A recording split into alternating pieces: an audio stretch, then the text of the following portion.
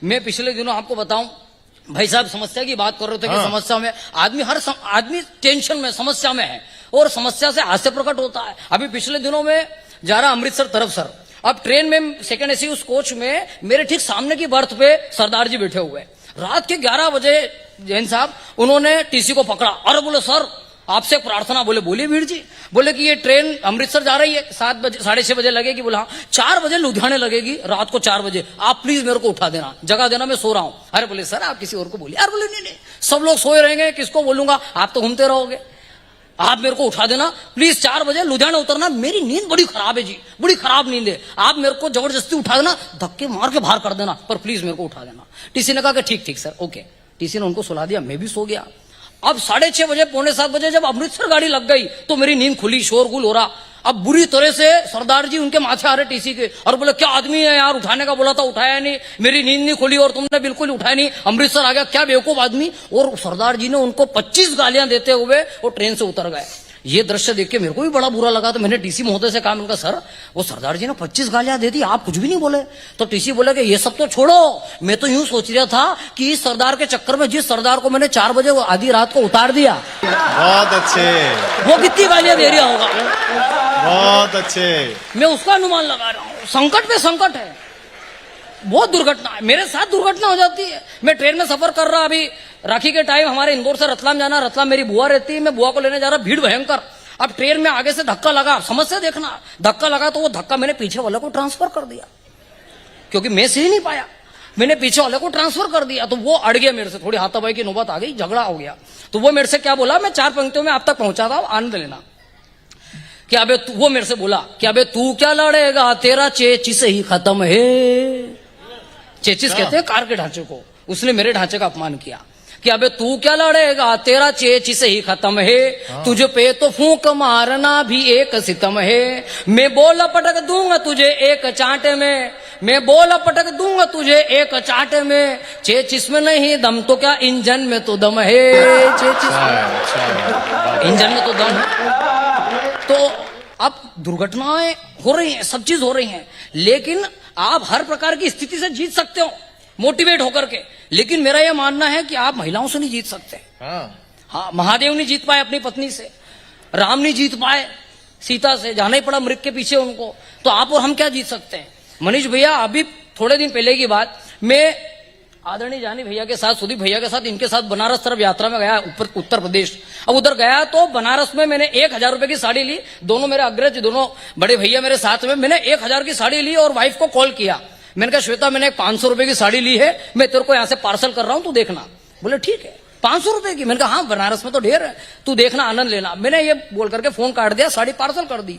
अब आदरणीय सुदीप भैया ने बोला कि पंडित ये क्या उल्टी गंगा व्यवहार है। मैंने कहा कैसी। अरे बोले लोग तो 500-600 की खरीदते हैं, पत्नी को 1000-2000 की खरीद बताते हैं। अरे तू उल्टा बता रहा, 1000 की अभी पेमेंट करा हमारे सामने और 500 की बता रहा है बहू को। अरे मैंने कहा दादा आपकी बहू है ऐसी। बोले कैसी। मैंने कहा मैं कोई भी चीज लेके जाता हूँ इंदौर, कि देखिए मैं मुंबई से लाया। अच्छा भाई कितने की लाए ये 2000 की। ये इंदौर के राजवाड़ा पे 1000 रुपट्टी में मिल जाती। ये भिंडी क्या भाव लाए, ये 20 रुपए की आधे किलो। ये 10 रुपए में ठेले पे मारी मारी फिर रही है। कैसी भिंडी लाए, मछलांदी मट बिल्कुल कैसी हो रही है तुम्हारे जैसी। तो वो इतने हल्के में लेती है, उसको लगता है कि मेरे पति को कोई भी बेवकूफ बना सकता है। हालांकि उसको क्या लगता है, हर पत्नी को कोई भी, मतलब कोई भी व्यक्ति भले ही बड़े से बड़ा विधायक हो जाए, कलेक्टर हो जाए, एसपी डीएसपी हो जाए, मंत्री बन जाए, लेकिन जब वो घर जाता है तो उसकी पत्नी उसको एक ही बात बोलती है कि तुम्हारे में अक्कल नाम की चीज नहीं है।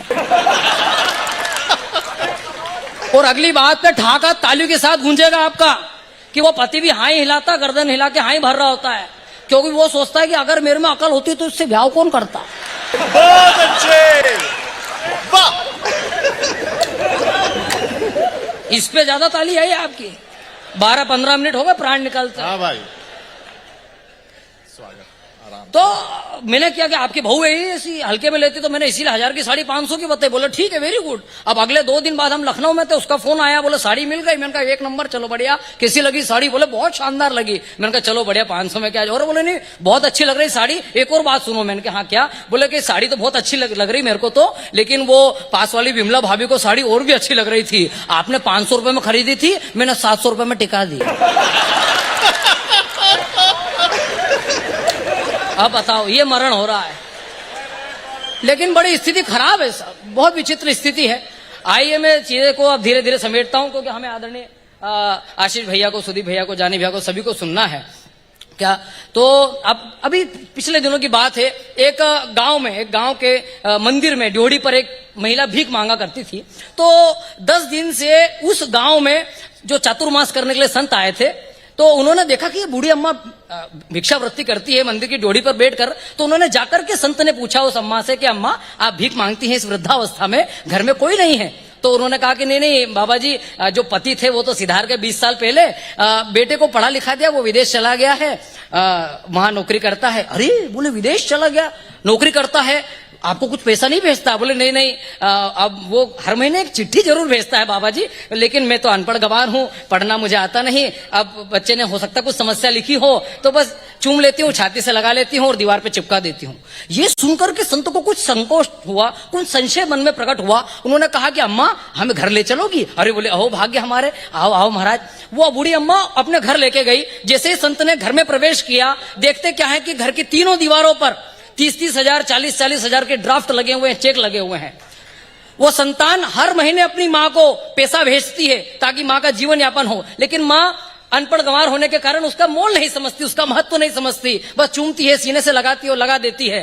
बस यही स्थिति हमारी भी है। हमारे भी ऋषि मुनियों ने, हमारे महापुरुषों ने हमें रामायण दी, भागवत दी, रामायण महाभारत और सारे ग्रंथ पुराण वेद शास्त्र दिए, लेकिन हमने अलमारी में रख करके अगरबत्ती लगा के केवल प्रणाम ही किया। अगर हम पढ़ लेते तो हमारा जीवन परिवर्तित हो जाता, हमारे जीवन में आनंद भर जाता।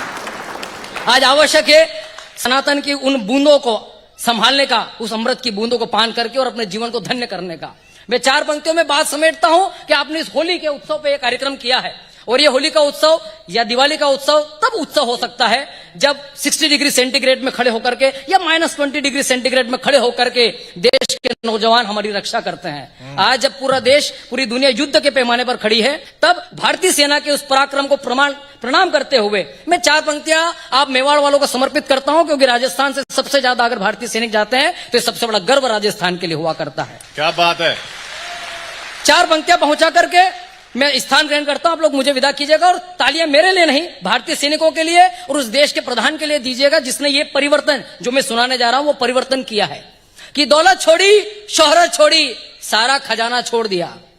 दौलत छोड़ी, शोहरत छोड़ी, सारा खजाना छोड़ दिया। भारत माँ की खातिर किसी ने राजघराना छोड़ दिया, और हुंकार भरी जब सीमाओं पर जाकर वीर सपूतों ने, हुंकार भरी जब सीमाओं पर जाकर वीर सपूतों ने, तो आंख दिखाते दुश्मन ने भी आंख उठाना छोड़ दिया। तो आंख दिखाते दुश्मन ने भी आंख उठाना छोड़ दिया। एक बार मेरे साथ भारत माता की, भारत माता की। धन्यवाद।